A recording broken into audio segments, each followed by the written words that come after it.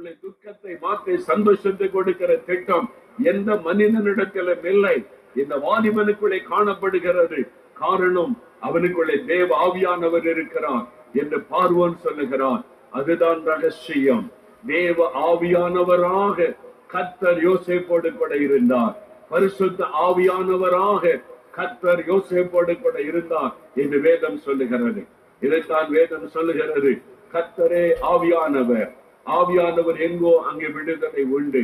பரிசுத்த ஆவியானவராக இயேசு நமக்குள் இறங்கி வருகிறார். பரிசுத்த ஆவியானவராக கர்த்தரே நமக்குள் இறங்கி வருகிறார். பரிசுத்த ஆவியானவரை நாம் பெற்றுக்கொள்ளும் பொழுது தேவனே நமக்குள் வந்து வாசம் பண்ணுவதை உணர முடியும்.